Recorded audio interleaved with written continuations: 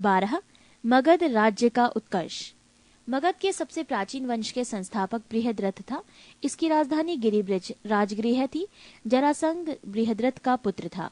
हर्यक वंश के संस्थापक बिंबिसार मगध की गद्दी पर 544 ईसा पूर्व बौद्ध ग्रंथों के अनुसार में बैठा था। वो बौद्ध धर्मों का अनुयायी था।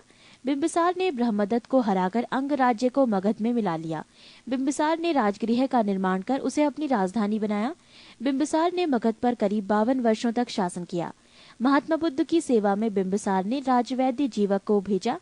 अवंती के राजा प्रद्योत जब पांडु रोग से ग्रसित थे, उस समय भी बिंबिसार ने जीवक को उनकी सेवा सुश्रूषा के लिए भेजा था। बिंबिसार ने वैवाहिक संबंध स्थापित कर अपने साम्राज्य का विस्तार किया।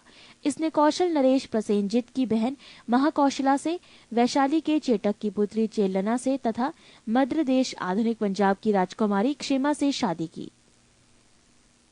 बिंबिसार की हत्या उसके पुत्र अजातशत्रु ने कर दी और वो 493 ईसा पूर्व में मगध की गद्दी पर बैठा।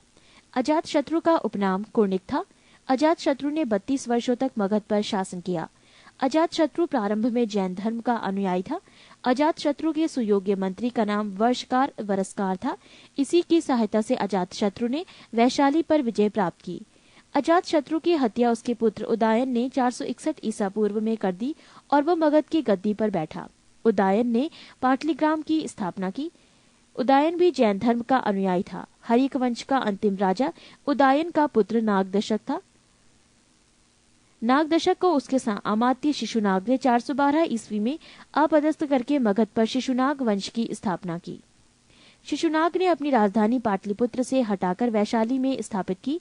शिशुनाग का उत्तराधिकारी कलाशोक पुनः राजधानी को पाटलिपुत्र ले गया। शिशुनाग वंश का अंतिम राजा नंदीवर्धन था। नंद वंश का संस्थापक महापद्म नंद था।